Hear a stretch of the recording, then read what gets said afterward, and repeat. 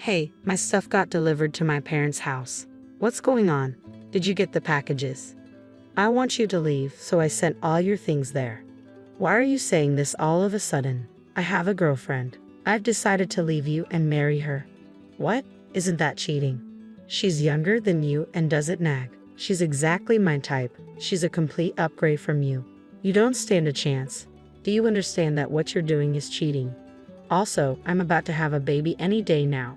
I get it. You want me to take responsibility, right? I'll pay for the affair and child support. Is $220,000 or $40,000 enough for the affair and $1,000 a month for child support? While I was at my parents' house to give birth, my husband sent my stuff there. He didn't even try to hide his affair. For my high-income, elite husband, paying for the affair and child support isn't a big deal as long as he can marry his girlfriend. I'll give you more details later. I'll keep the house and live there with her. Don't come back. I believe there must be a God. Surely, God would punish my husband. Fine, I don't need you. Let's get divorced quickly. Yeah, I got it. I'll contact you soon. Thank you, I appreciate it. I don't want any more trouble.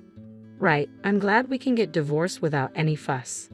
My husband misunderstood my final words of gratitude. I believe he will face difficulties soon.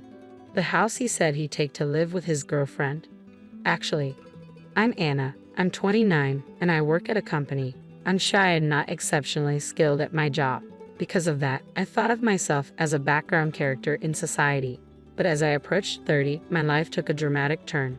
There aren't many good places near our office. There are good places, but they're either too small or too far from the station. It's hard to find one that fits our needs. I'm searching for a house with Ken, who will soon be my husband. We pore over materials from real estate agents and online listings, struggling to find the right place. Even though it's a hassle, I secretly enjoy looking for a house while snuggled up next to Ken. I always try hard to look seriously worried instead of letting my happiness show on my face. I'm at the peak of happiness. I'll give you more details later. I'll keep the house and live there with her. Don't come back. I believe there must be a God. Surely, God would punish my husband. Fine, I don't need you. Let's get divorced quickly. Yeah, I got it. I'll contact you soon. Thank you, I appreciate it. I don't want any more trouble.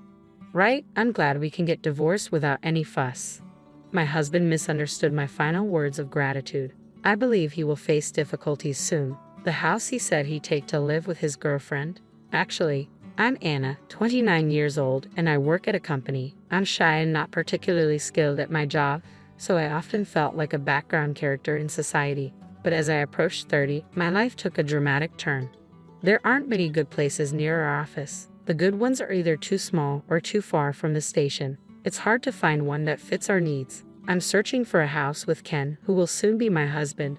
We pore over materials from real estate agents and online listings, struggling to find the right place. Even though it's a hassle, I secretly enjoy looking for a house while snuggled up next to Ken. I try hard to look seriously worried instead of letting my happiness show on my face. I'm at the peak of happiness. But when I said my life took a dramatic turn, I wasn't just talking about getting married. Marrying Ken, who works at a prestigious international company, added a big twist to my life. We live in different worlds, but we met through mutual friends, and surprisingly, Ken approached me first. I still can't believe it, so I often ask him, "Hey, what did you see in someone like me again?" Your modesty. Nowadays, a lot of women are strong and assertive, but I'm not into that. Ken always looks obviously annoyed when I ask the same thing repeatedly, but I love that he always gives me the same answer, even if he looks annoyed. When Ken calls me modest, he's talking about my shy nature. He initially approached me simply because he liked my looks. When I first heard that, I thought it was a bit rude, but over time he grew to appreciate my modesty. Given how happy I am now, I can forgive his rude comments. In contrast, what drew me to Ken was his decisive and confident nature. Keep gathering info on properties, and did you tell the wedding planner about the changes to the menu? I'm planning to call about the menu tomorrow. What? You haven't told them yet? Handle the important stuff promptly. Yeah, I'll be careful. Ken sighed and began tidying up the property materials. He often delegates various tasks to me, and perhaps because of his elite status, he sometimes talks down to me.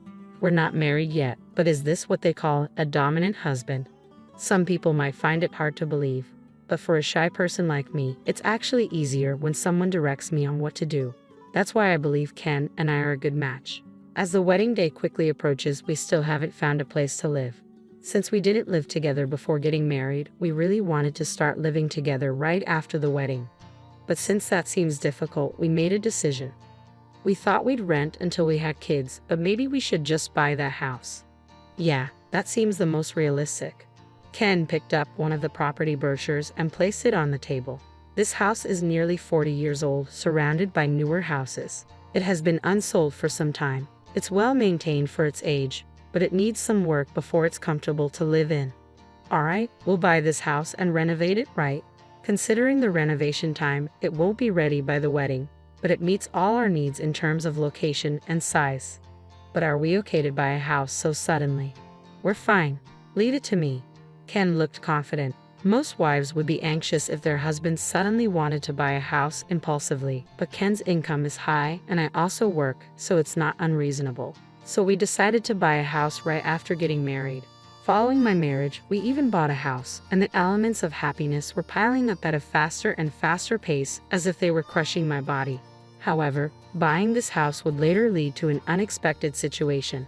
After deciding to buy the house, we also had to find a contractor for the renovation. Of course, finding a contractor was my job. Since we'd be living there for a long time, I carefully searched for a contractor. However, with the wedding so close, Ken seemed to be getting impatient. Hey, did you find a contractor? Give me a little more time. I'm still looking. You're always so slow, but it's important. If I leave it to you, we'd never be able to live in the house. I'll handle finding a contractor. Alright, I'm sorry. As usual, while discussing our wedding and future life in Ken's room, he got angry with me. I felt bad for causing trouble by not finding a contractor and couldn't say anything in return. Once Ken started looking, he arranged everything within a few days, and the renovation began the following week. He's really efficient, as expected from someone of his caliber. With his speed, it's no wonder he finds me slow. While the house was being renovated, we had our wedding without any issues. Since the house wasn't ready, I moved into Ken's place. I was a little disappointed that we couldn't start our newlywed life in our new home, but then a different kind of happiness came our way. Ken, I think I might be pregnant. Really? Ken was overjoyed, bouncing around like a kid. We thought we wouldn't rush into having kids, but I didn't expect it to happen so soon. I felt the same way. We figured we'd have kids eventually and were just going with the flow, so discovering I was pregnant right after the wedding was a surprise. I'm glad we decided to buy the house. 2 months after the wedding, the renovation was finally complete and we could move in together. It was so run down, but now it looks amazing, right? With a baby on the way, it was a good purchase. I hurried around our still sparsely furnished home, excited about starting our married life for real. But 3 months after moving into our house, Ken and I ended up living apart. Hey, did you check on that creaky floor in the hallway? No, not yet. I'll call a contractor tomorrow. But aren't you 8 months pregnant now? Use your vacation days and go to your parents' house early. What? I told you I'm planning to take maternity leave 6 weeks before. It'll be tough to move around in another month. Go now while you can. Okay, got it. When Ken suggested I go back to my parents' house early, it made me slow down, lingering over my dinner. We had already discussed and decided on having the baby at my parents' house, and the handover of my work for maternity leave was progressing smoothly, so taking leave a bit early wasn't a problem. But I wanted to spend as much time as possible with Ken at home. I thought Ken felt the same, so it was a bit of a shock when he told me to leave early. Still, I decided to follow his advice. The next week, I went back to my parents' house to prepare for the birth. Well, take care of the house. Yeah, don't worry about it. By the way, about the kitchen wall. Don't worry. I told you I lived alone for a long time. I can handle the housework. No, I mean the window frame too. All right, I'll take care of everything. Ken seemed to think I was being too persistent, so he gently pushed me out the front door. As I turned back, Ken was waving with a smile. I trusted that Ken would handle things well and decided to leave the house in his care. Mom, Dad, I'm home. Welcome back. It must have been tough, right? Not really. I'm okay. When I arrived, Mom greeted me at the entrance. Feeling a bit awkward about her concern, I averted my gaze. I didn't want to admit that I had spent $200 on a taxi from the house to here. Oh, you're back. Was it tough? No, not really. In the living room, Dad was there. I averted my gaze again at his words. Needless to say, my parents' house is comfortable. At home, Ken tends to be a bit domineering, and I did most of the housework, but here I just help out a bit. My parents are still in their late 50s, so they both work. Mom works part-time and comes home in the early afternoon, so I'm alone in the morning. I spend that time slowly cleaning and doing laundry for exercise. In the afternoon, Mom takes care of the house, so I have nothing to do. Having nothing to do feels oddly unsettling, so I end up following Mom around looking for ways to help. I want to call Ken and catch up on things, but ever since I came back home, he hasn't contacted me much or visited. Has Ken called you back yet? No, he hasn't returned any of my calls. I really need to talk to him. I wonder if something's wrong. He hasn't visited in a month. I'm worried. He's probably just enjoying his freedom and focusing on work since I'm not there. Mom peeled an apple, looking worried. I gratefully ate the apple she gave me. Mom is probably imagining negative things like Ken being sick or having an affair. But Ken is a capable professional, and we're about to have a baby, so I thought there was no way he could be sick or cheating. I soon realized how naive that thought was. One afternoon, while Mom and I were watching TV, the doorbell rang. Who is it? Looks like a delivery. It wasn't unusual to get a package, but Mom looked confused as she went to the door. I waited in the living room. I could faintly hear Mom talking to a delivery man, but couldn't make out the words. After a while, Mom came back, looking worried and flustered. Hey, your stuff from your house is here. What's going on? What? What do you mean? I didn't understand what she was saying and could only repeat her question back to her. I slowly stood up to check the situation and headed toward the packages that had arrived. What's this? What's going on? When I stepped outside, there was a moving truck loaded with boxes. I opened one of the boxes and found my clothes inside. I opened another box, and it also contained my clothes. It looked like all the boxes were filled with my belongings from our house. I didn't understand the situation, but since the packages had arrived, I had no choice but to accept them. We pushed all the boxes into an empty room at my parents' house. The room was completely filled with boxes. After seeing the movers off, I called Ken in front of the delivered packages. I didn't expect him to answer, as he usually didn't, but this time he picked up right away. Hey, my stuff was delivered to my parents' house. What's going on? Did the packages arrive? I decided I want you out of the house, so I sent all your stuff there. What? Why are you saying this all of a sudden? Well, I have a girlfriend. I decided to leave you and marry her. What? He called her his girlfriend, but that meant he was cheating, openly declaring it to me, his wife. I couldn't comprehend what he was saying, and I started feeling dizzy. Isn't that cheating? Well, yeah, I guess. We started dating before the wedding. Guys can get cold feet too, you know. She was kind to me when I was struggling, and we started seeing each other. I couldn't call off the wedding, so I married you, but I couldn't give her up. When I lived with her in her house this past month, I realized she's better than you, so I decided to divorce you. Living with her? You mean she's been staying in our house for the past month? Calling her a mistress is disrespectful. She's my fiancée now. She's a mistress because I'm still here. My vision, which had been spinning, suddenly cleared, and I found myself yelling at Ken. My mom, who was listening to the call, looked extremely worried when she heard the word cheating. Not wanting to upset her any further, I forced myself to calm down. You told me to go back to my parents' house early so you could live with her, right? That's right. She's younger than you, not as slow, and exactly my type. She's a complete upgrade from you. You don't stand a chance. Do you understand that what you're doing is cheating?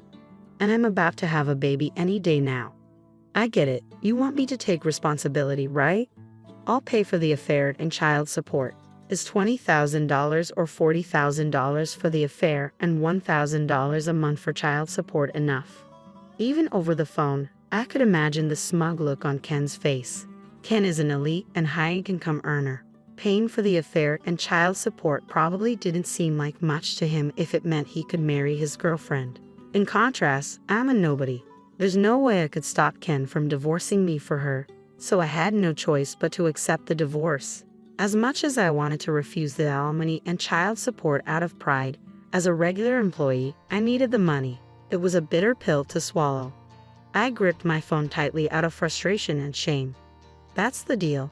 The divorce is final, and I'll give you more details later. I'm keeping the house and living there with her, so don't come back. I thought to myself that there must be a God, and surely God would punish Ken. Fine, I don't want anything to do with you. Let's get divorced quickly. Yeah, I got it. I'll contact you soon. Thanks, that helps. I don't want any more trouble. Right, I'm glad we can get divorced without any fuss. After hanging up, Mom looked at me with concern. I smiled to reassure her. Ken misunderstood my final words of gratitude. I believed that he would face some trouble soon. 3 months later, I gave birth to a healthy baby girl named Maya and was still at my parents' house. She was so adorable that I couldn't bear to be apart from her, even though I needed to start looking for a place before my maternity leave ended.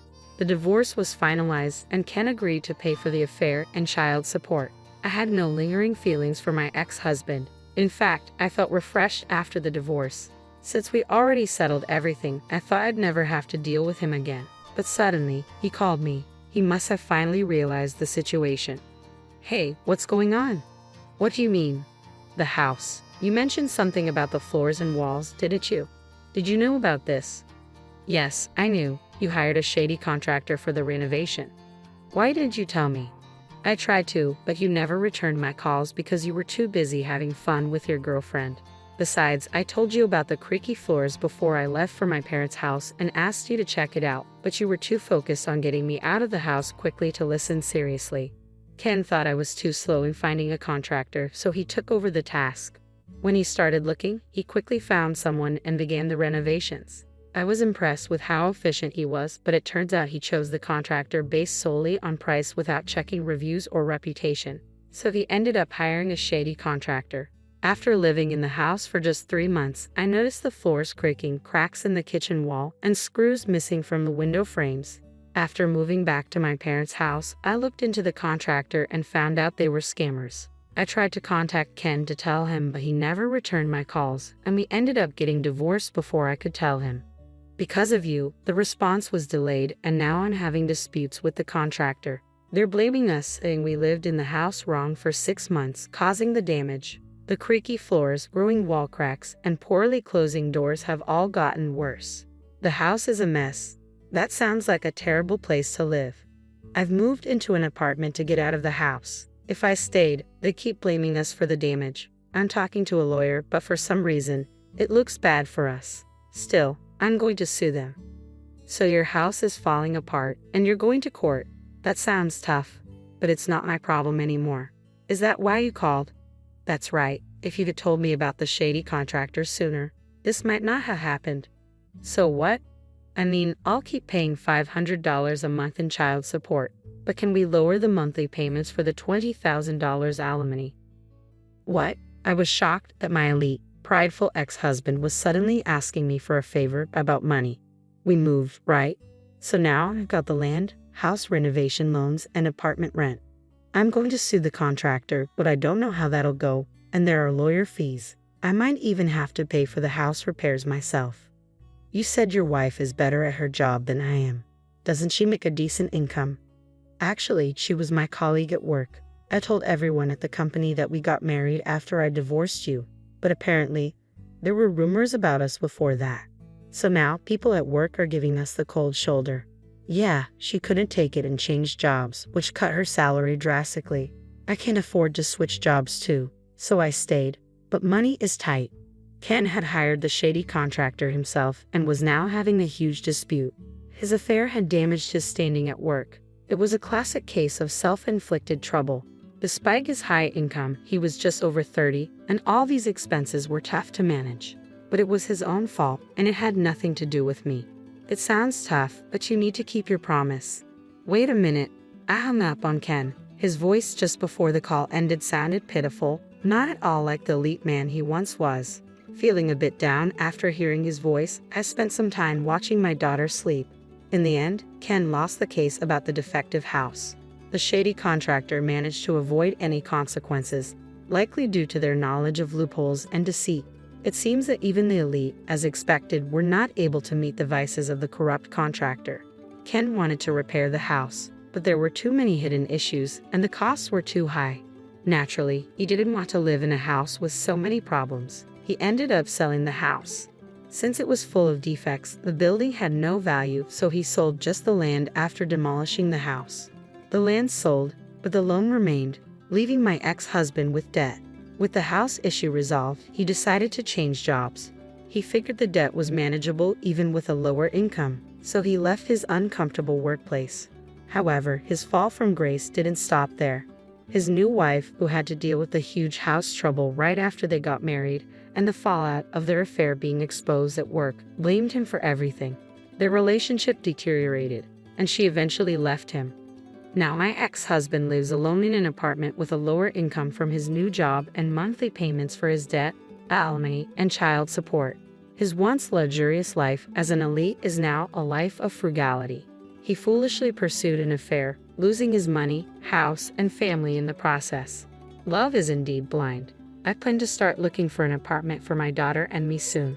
When I talked to my company about my child, they agreed to let me work shorter hours, but I don't need to change jobs. I'm grateful for that. Returning to work will be challenging, so I intend to fully enjoy the precious time with my adorable daughter while I can. Hi, I'm Liz Thompson, 27 years old. Been married for 5 years with my husband James, who's 30. We have a little boy named Jack. He's 4. I used to work full-time, but now I'm part-time at the same job. James won me over with his determination, and that's how we ended up together. When James and I were dating, he was really sweet, but after we got married, he became controlling, like he thought he didn't need to make an effort anymore.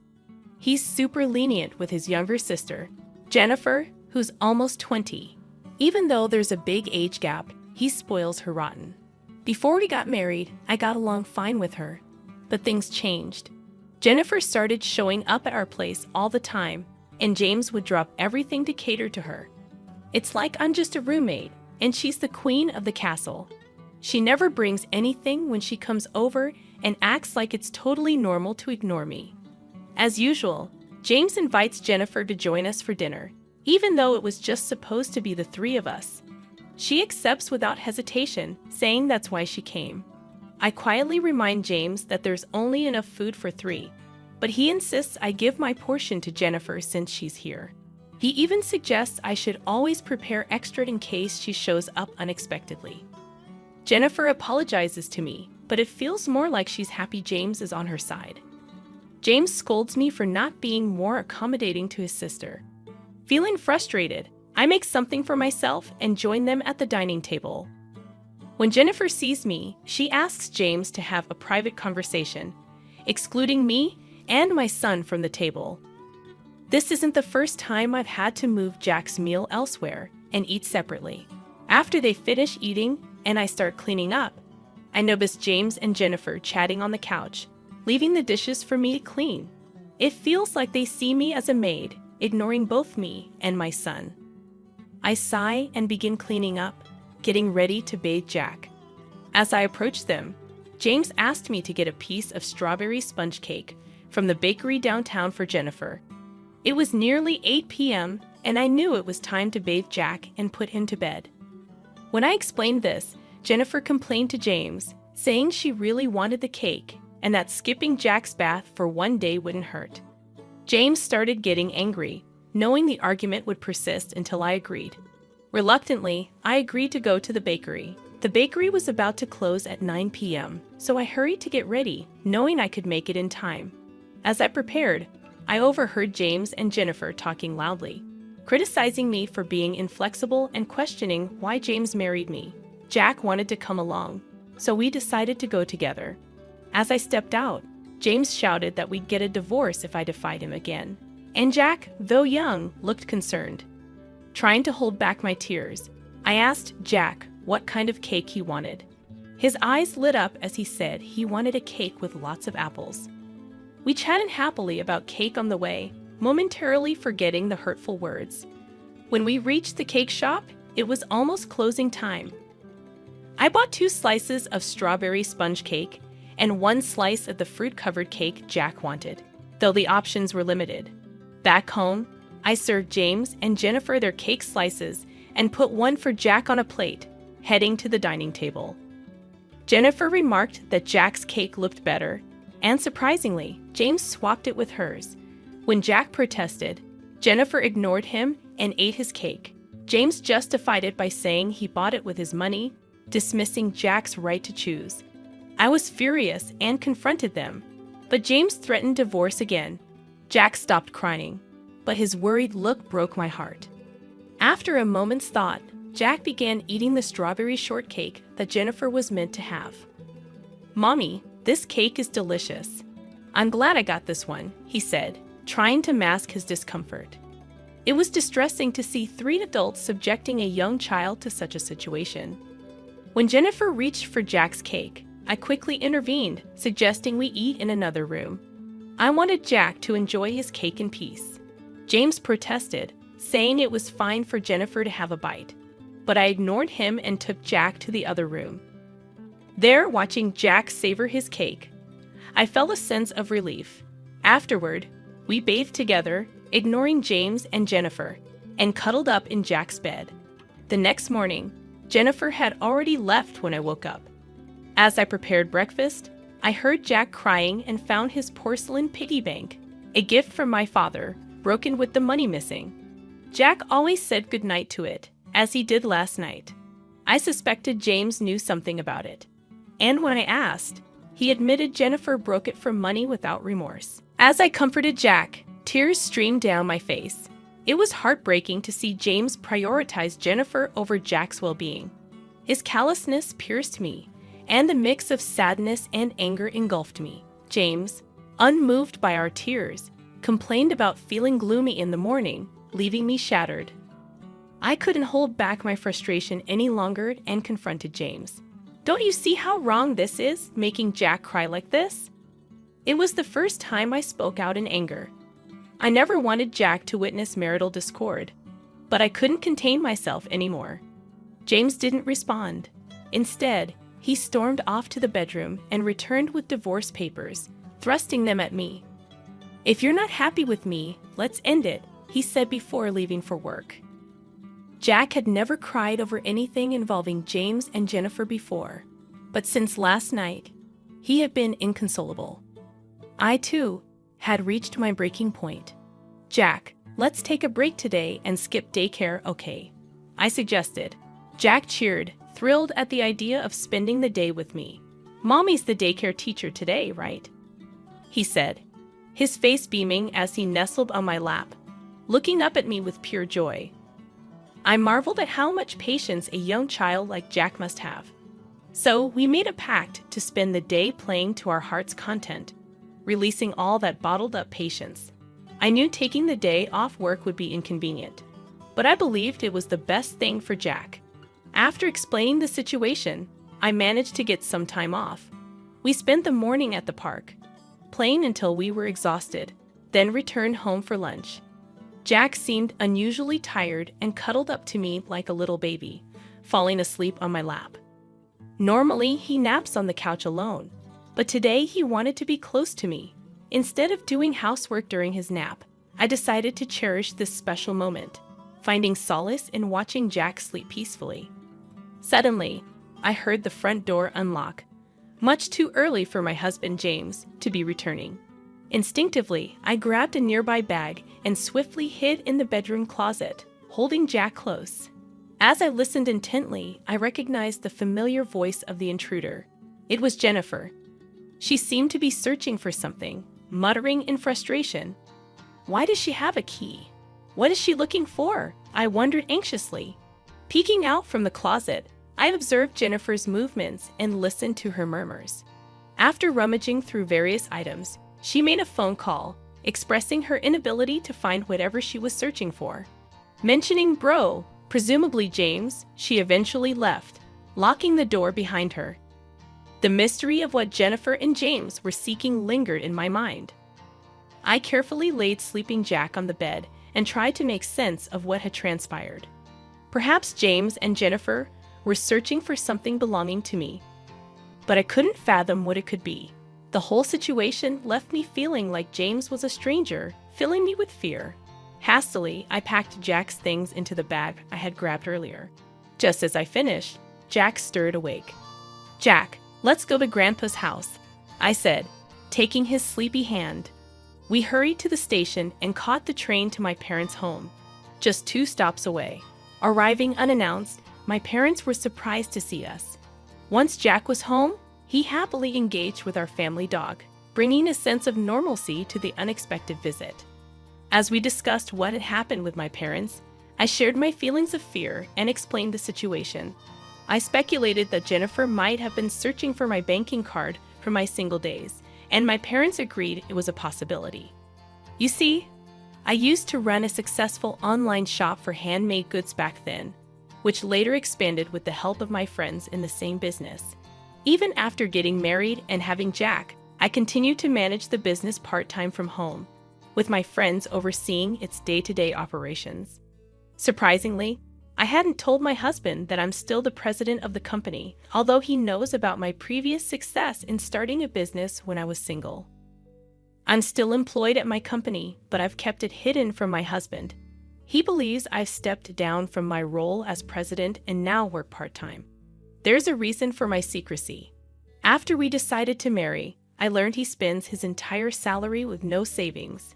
He expected me to quit and become a full-time homemaker, offering only $300 for groceries.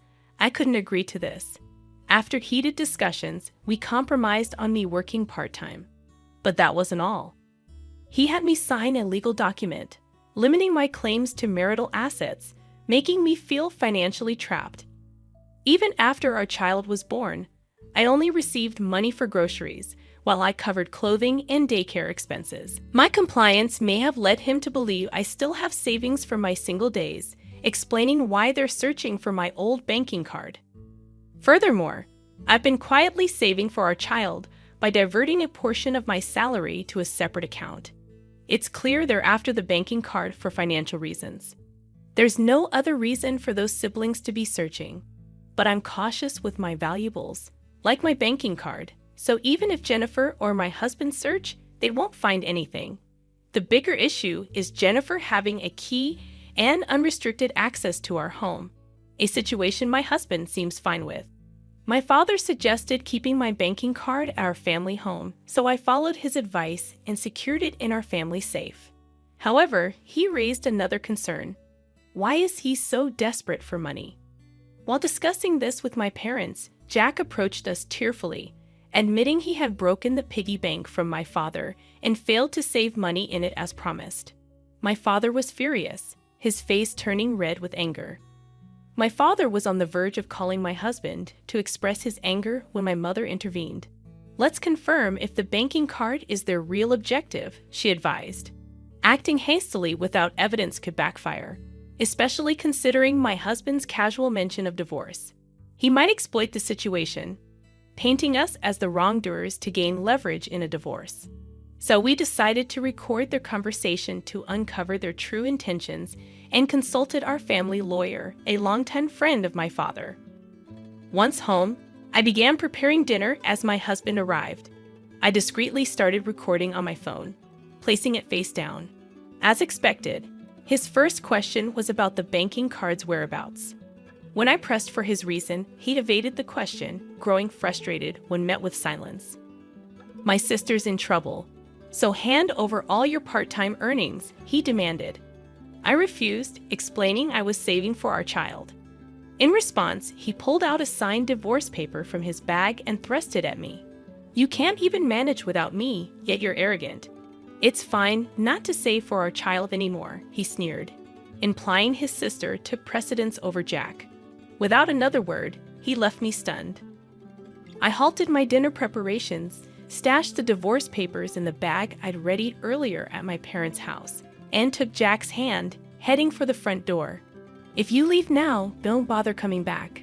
I mean it, my husband warned. I don't want to return to a house where Jennifer can come and go freely, he added. With that, I left the familiar confines of our home.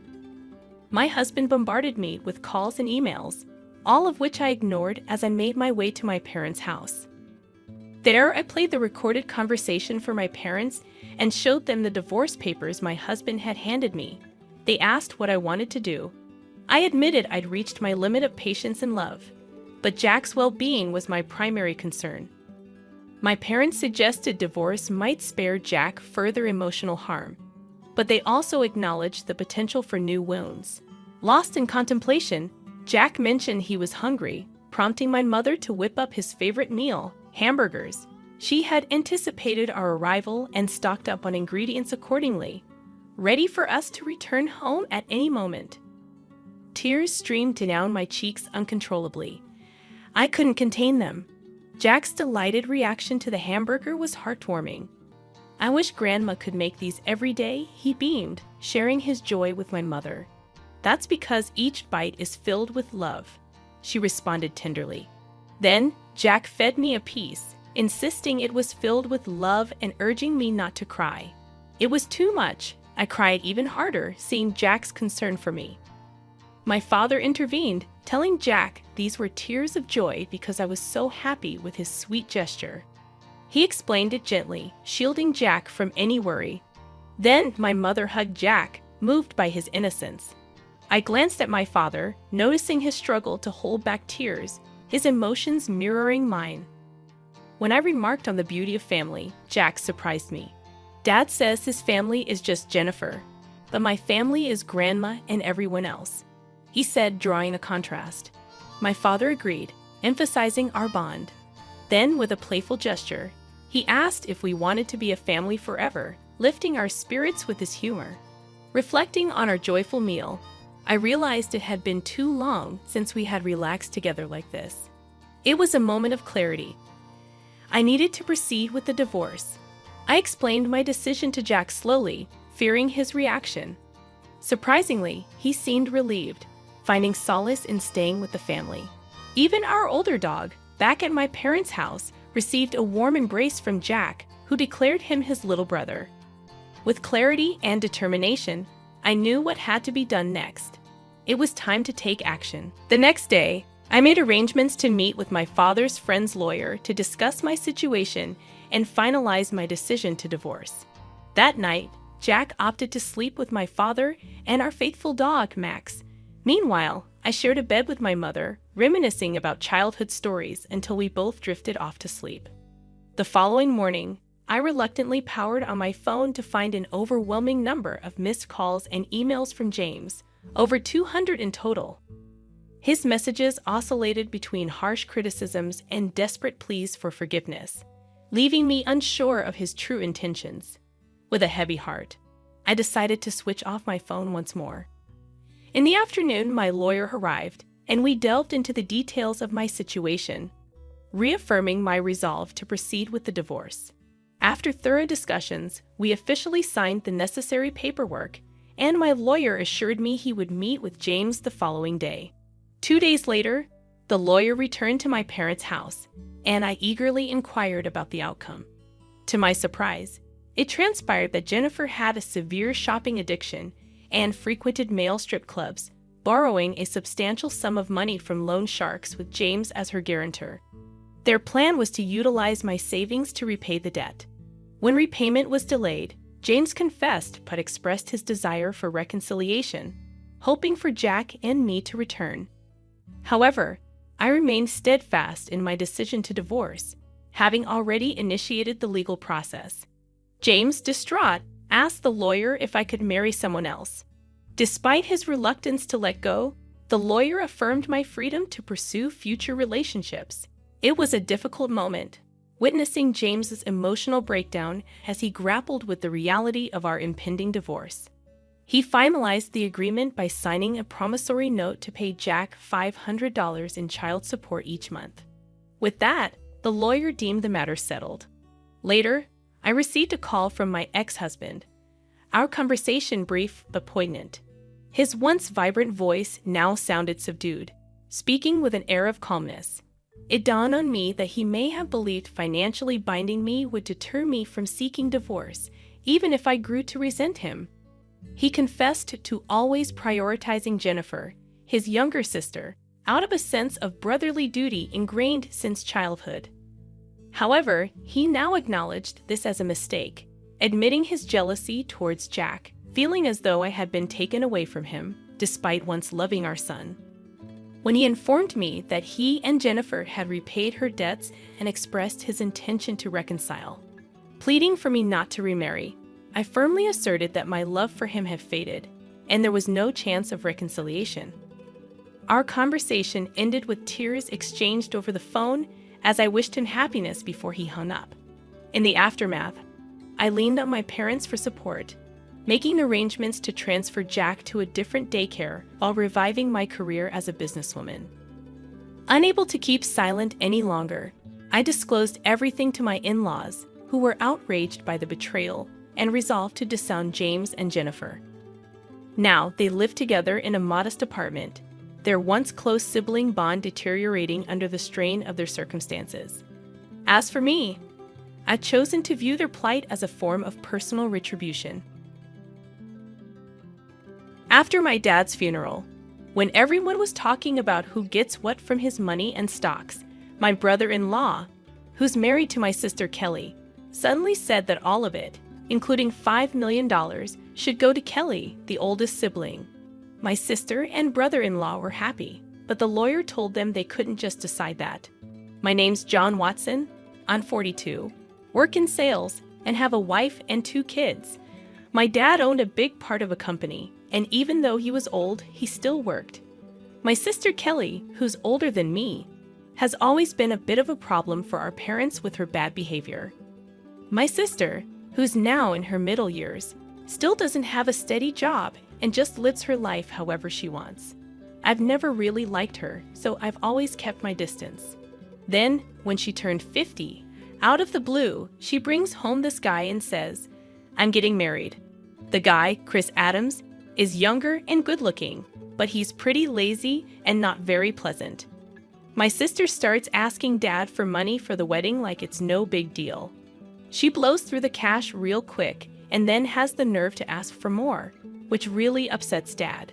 She figures she'll inherit everything eventually, so why not? I just watch her with a cold stare. Less than a year after she gets married, Dad has a heart attack while playing golf and passes away a few days later. It hits me hard, and I feel really sad. The sudden news of Dad's passing shocked all his friends, and our phones wouldn't stop ringing with condolences. But I couldn't just sit there and cry. I took charge, helping my stunned mom with all the arrangements for the funeral. As usual, my sister was nowhere to be found, off doing her own thing. After the funeral, utterly exhausted, Mom and I finally got a chance to catch our breath. But the very next day, a lawyer showed up at our door to talk about Dad's will. Mom and I already knew what was in it, but my sister and her husband barged in, clueless about the whole thing, and dropped a bombshell. All of Dad's stocks and the $5 million inheritance will go to my wife, the oldest daughter. So, hands off. Mom and I were speechless at their audacity. "We did it, Kelly. Now we're set for life," cheered my brother-in-law, fist pumping with joy. The lawyer, clearly surprised, spoke up, "Hold on a minute." As my sister glared, the lawyer gave them a stern look and said, "Kelly, you're not entitled to any inheritance." My sister and her husband were stunned, protesting, "That can't be right. Kelly's the oldest daughter, she should get everything." It was clear my brother-in-law had been banking on that inheritance, assuming my sister would get it all. Their expressions shifted as the lawyer spoke softly. "Did you not know? Kelly is not Mr. Watson's biological child." Suddenly, my sister's face paled, her eyes darting to our mother. "Mom?" Our mother wore a complex expression. While I had always known my sister was a half-sibling, it seemed she had been kept in the dark. She began shaking our mother, almost frantic. "Mom, what does this mean?" "Kelly, you're from my previous marriage," our mother muttered, shaken by my sister's grip. My sister, who had often teased me about being the favorite child, now wore a stunned expression. But if she was legally adopted, she should still have inheritance rights. My brother-in-law interjected, his voice rising. "Isn't that so, Kelly?" "Yes, that's what I thought," my sister replied, but our mother shook her head. There had been no legal adoption. Both my sister and brother-in-law seemed incredulous. "That can't be. I'm the oldest daughter. Even Dad said so." My sister's anger turned towards me. "I won't let you take everything," she snapped, to which I responded, irritated by her entitlement. "After all the support Dad gave you, you still say that? Be quiet." "I'm his rightful heir." My sister and brother-in-law protested. But what's wrong with a father supporting his daughter? I sighed, feeling the weight of the situation. While it's normal for parents to support their children, my sister had been using my father's money to settle debts and deal with various troubles. Mrs. Watson, John, who had been silent until now, suggested, "Why don't we let Kelly see the will too?" "The will?" "I have no idea about that." My sister panicked, although it was her own fault for not paying attention. Dad wanted us all to discuss the will's contents when he made it, but my sister brushed it off and went out to play instead. When I pointed this out, my brother-in-law gave her a fierce glare. "What were you thinking?" This was important. Faced with the question of what to do next, they agreed to hear it. The lawyer then revealed Dad's will, stating clearly that the inheritance was for me and my mother. It also explained why Dad didn't adopt my sister. Initially, he intended to, but he grew disappointed with her behavior towards me, her half-brother, and her reckless spending as she got older. So, I actually have no inheritance rights. Realizing this, my sister was stunned. "Damn it! What now?" Suddenly, my brother-in-law raised his voice, accusing, "You lied to me. You said you had money." His demeanor turned aggressive, leaving my mother and sister shocked. But I wasn't surprised. My brother-in-law had often shown his greed. Perhaps he even married my sister for her money. "Kelly, don't come back until you've got some money," he commanded.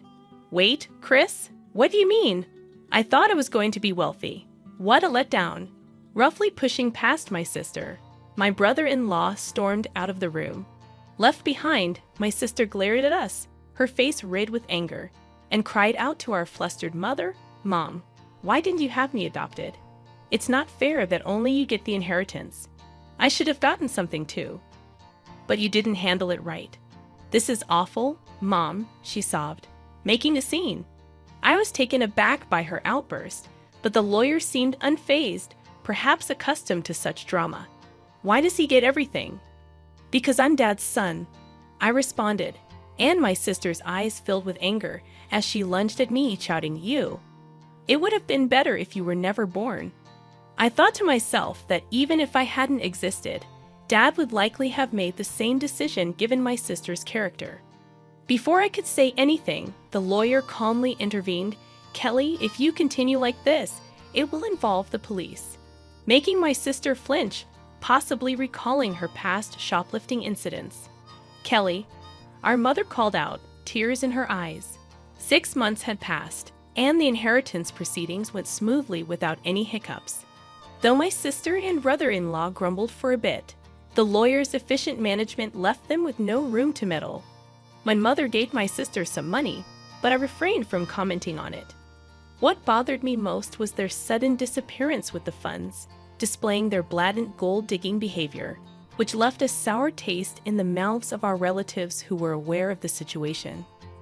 One day, I took my mother, wife, and daughter out for a meal. Thanks to my wife's suggestion, my mother, who had been somewhat withdrawn since Dad's passing, seemed more cheerful in the company of her adorable granddaughter. "Hey, Mom, why don't you come live with us?" I proposed. "But you know Kelly might drop by sometimes. She only shows up when she needs money, right? Don't be too accommodating with her," my mother hesitated. Her reluctance was understandable, given that my sister is her biological daughter. Plus, if our family moved into the family home, my sister might stir up trouble again. Respecting her concerns, I simply asked her to think it over as I drove towards the family home to drop her off. As we pulled up, we noticed lights on in the supposedly empty house. It wasn't the time for the helper to be there, so maybe my sister had returned. With that in mind, I parked the car in the garage. "Let's pop in for a quick coffee," I suggested. As we stepped out of the car and headed towards the entrance, a car suddenly swerved towards us, narrowly missing us. Reacting to my daughter's cry, I instinctively shielded my wife. "Ouch! Thankfully, the car only grazed me, but I was thrown into a nearby flower bed, taking a hard knock. The car came to a halt after hitting the garage entrance. "Are you all right, honey?" My wife and daughter rushed over to help me up, while my mother stood trembling at the entrance, understandably shaken. Panic ensued. I was rushed to the hospital by ambulance and had to stay overnight. Later, I learned that the driver was Chris Adams, my brother-in-law. He claimed to the police that he mistook the accelerator for the brake, but I doubted his explanation. When my mother and sister visited me in the hospital, my sister looked at me coldly and remarked, "You're surprisingly resilient, aren't you?" I couldn't help but think that if I had been seriously injured, my mother would have inherited everything. "Too bad for you," I said with a smirk. My sister visibly tensed. "You were counting on it, weren't you?" I noticed her discomfort as she looked away. "Well, Mom told me she plans to waive her inheritance from me, so causing such an accident was pointless." My sister seemed taken aback by this revelation. It appeared incomprehensible to her that someone would refuse what they could inherit. "I have a wife and kids, so Mom asked me to pass it on to them.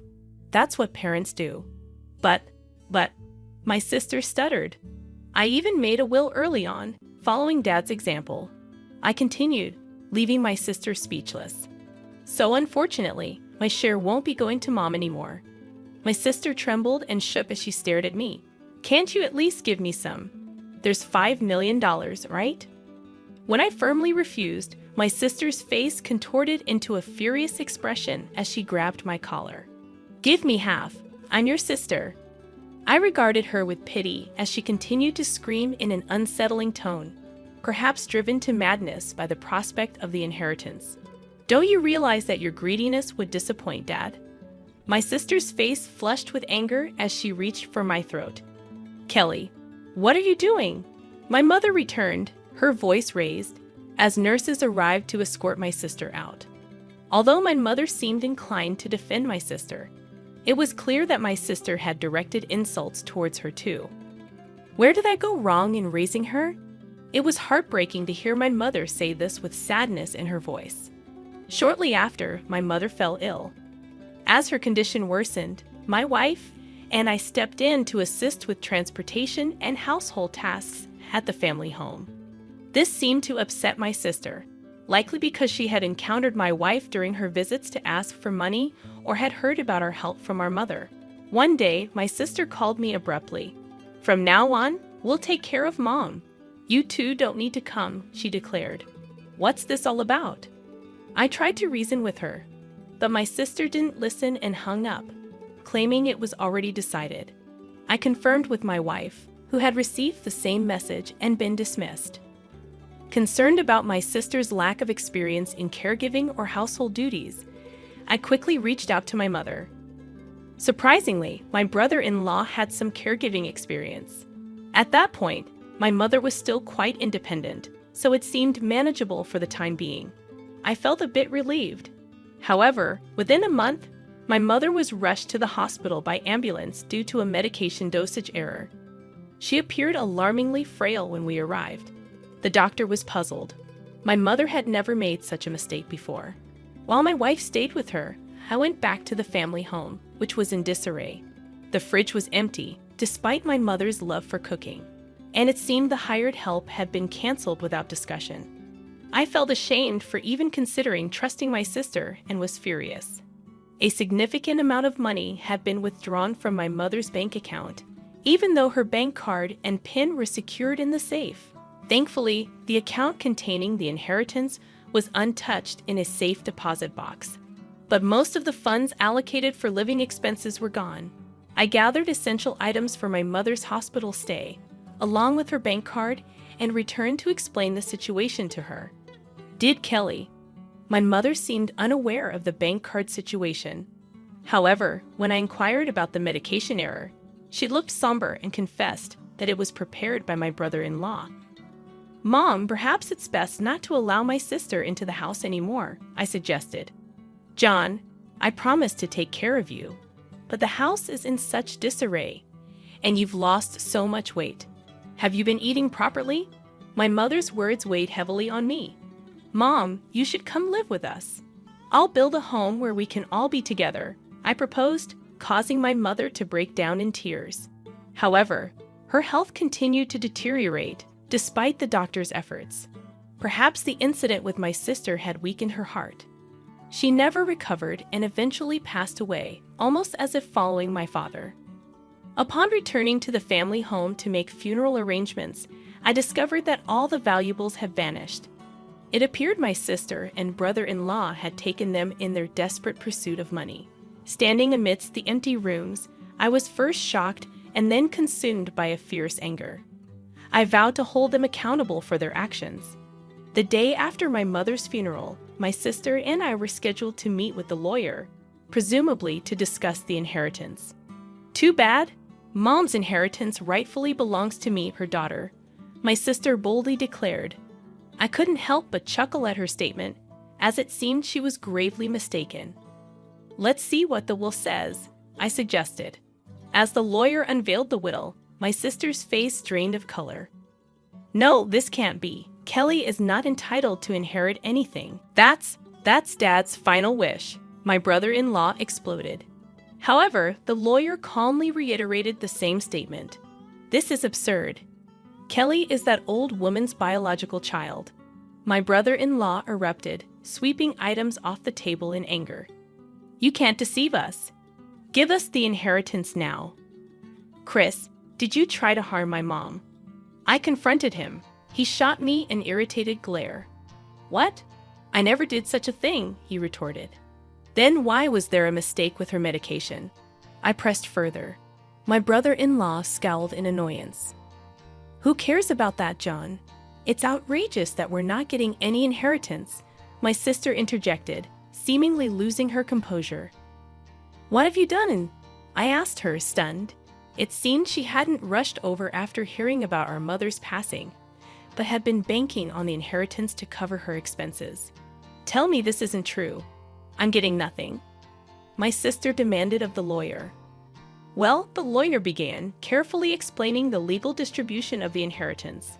However, after deducting the amount my sister had withdrawn and the items she had sold, there was almost nothing left. She scratched her head in frustration. This outcome was reached after consulting with the lawyer in advance, I interjected. That can't be. It can't be this little.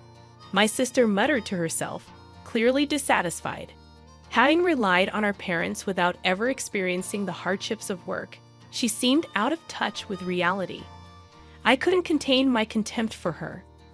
Mom thought you'd take care of her, but you just took her money and abandoned her, you ungrateful person. I couldn't hold back my anger. Taking care of someone costs money, you know? What are you talking about? My sister shot back. Then show me the detailed expenses you used for Mom's living costs. I'll cover the necessary expenses, I challenged her, extending my hand. My sister's face paled, and her lips trembled. I don't have that. Without receipts, it won't be recognized, the lawyer emphasized, leaving my sister speechless. Facing her, my brother-in-law attempted to sway me with a pleading tone. John, your sister really needs help. Can't you lend her a hand, even just a little? I declined firmly, feeling my frustration growing, and it seemed my brother-in-law was reaching his limit too. If everything had gone as planned, Kelly would have had the entire inheritance by now, he muttered. What do you mean by that time? I questioned, but before I could delve deeper, my brother-in-law let slip a revealing comment. Because of this guy, nothing ever goes smoothly. I was supposed to get a new car, but all I got was barely enough for repairs. My sister desperately tried to interject, but it was too late. That's a serious accusation. It sounds like fraud, the lawyer remarked, holding a recorder and smiling at the couple. What? That's illegal. I clearly stated at the outset that this meeting would be recorded, and you both agreed to it. My brother-in-law paled upon realizing his mistake. Turning to him, I declared, Chris, I'll be pressing charges for that accident. Don't be absurd. There's no evidence. You've just provided the evidence yourself. My sister burst into tears and shook my brother-in-law in frustration. You fool, it's all your fault. What are we going to do now? Eventually, my brother-in-law faced criminal charges. His previous offenses also came to light, leading to his detention by the police. My sister, implicated as an accomplice, received a lesser sentence. However, unable to afford her rent, she sought help from relatives but was rejected by everyone. As for me, I continued to work diligently without relying on any inheritance, finding solace in the dividends from stocks as a small pleasure.